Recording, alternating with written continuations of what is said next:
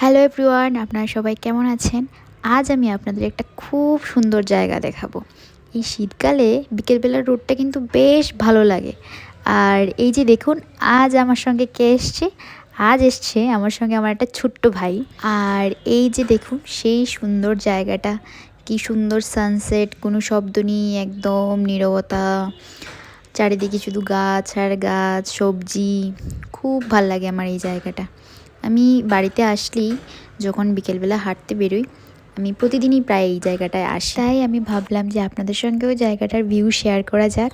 আর এই যে দেখো, এই ছাগলছানাটা কোথা থেকে জানি আমার পিছে পিছে আসছিল, তাই আমি ওকে একটু ভালো করে আদর করে দিচ্ছিলাম। তারপর আমি এটাকে এখানে রেখে চলে গেছি আমি আবার হাঁটতে। আমি প্রতিদিনই বিকালে প্রায় 8 থেকে 9 কিমি হাঁটি। বিকালে হাঁটতেও ভালো লাগে বিকেলবেলা, এই ঠান্ডার মধ্যে একটু হাঁটলে গরমও লাগে।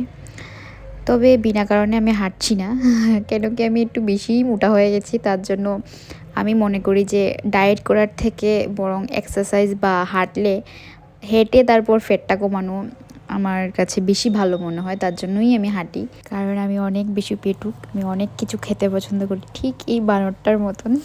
রাস্তা দিয়ে যেতে যেতে দেখতে পেলাম এটাকে, এই যে দেখুন আরেকটা। আর বেশি কাছে গিয়ে ভিডিওটা করতে পারিনি, কেন কি বেশি কাছে গেলে ওরা ওদের ভাই বোন ভেবে আমাকেই উঠিয়ে নিয়ে চলে যেত। আচ্ছা যাই হোক, রাস্তায় আস্তে আস্তে দেখতে পেলাম এখানে মাটির জিনিস নিয়ে বসেছে। তো আমি এখান থেকে একটা ভাঁড় নিয়েছি। এখানে ছিল একটা ইয়েলো আর রেড কালারের মধ্যে, আর ছিল আরেকটা টাইপ হোয়াইট আর রেডের মধ্যে। আমি এই যে হোয়াইট আর রেড কালার যেটা, এটা নিয়েছি। আর তারপর বাড়ি ফিরেই দেখি মা জানি রান্নাঘরে কি করছে।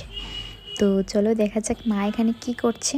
তো এখানে মাকে জিজ্ঞেস করছিলাম যে তুমি কি করছো। তো মা বলছে যে দেখো কি করছি, সারপ্রাইজ। তারপর দেখতে পেলাম যে মা এখানে দুধ বসিয়েছে।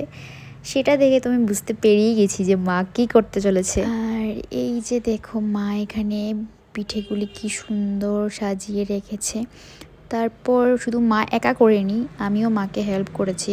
এতটি গুড়ি করেছিল যে শেষ করতে পারছিল না, তো তার জন্য পরে আমিও করেছি।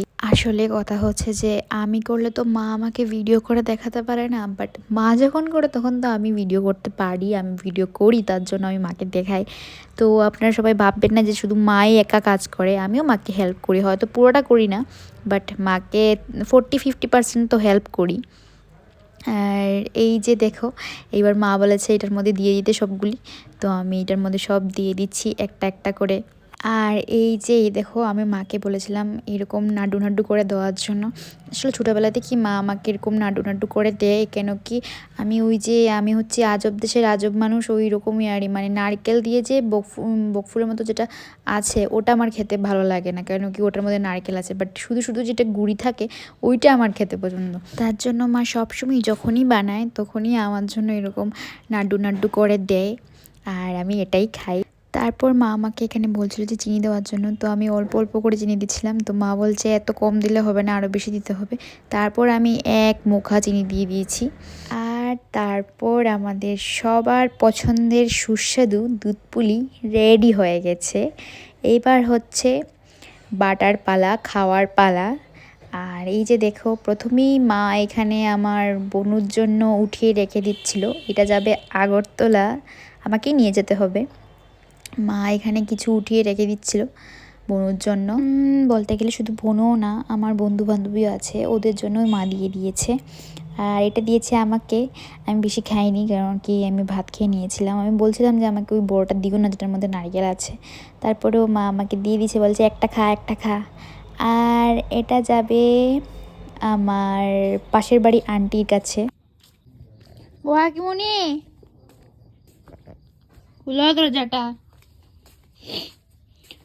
ও কাকিমণি,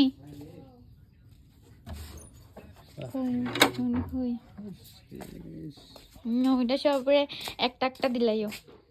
মাই গো, দুধ পুলে বাতে দিছি না, মোহন মোহন রো দিও সবরে দিও। কই তাইলে দিলাইও।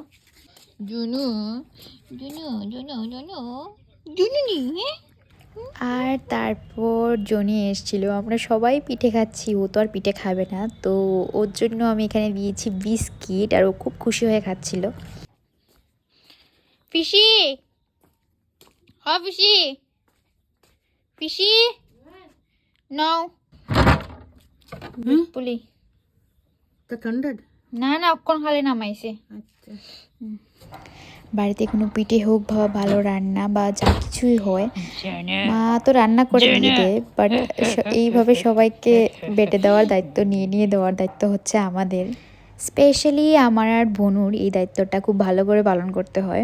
যাই হোক, তারপরও মা অনেক পিঠে বানিয়েছিল, এখানে বানিয়েছিল পাটিসাপটা, তারপর বানিয়েছিল এই যে সিদ্ধ পিঠে। আমি আর বেশি থাকিনি, তারপর মা অনেক রাত্র অবধি পিঠে বানিয়েছে। থ্যাংক ইউ মা, এত ভালো ভালো পিঠে খাওয়ানোর জন্য। আর আজকের ব্লগটা আমি এইখানেই শেষ করছি। আপনারা সবাই ভালো থাকবেন, সুস্থ থাকবেন, আর আমার ভিডিওটা ভালো লাগলে একটা লাইক করে দেবেন, একটা কমেন্ট করে দেবেন। Thank you, tata.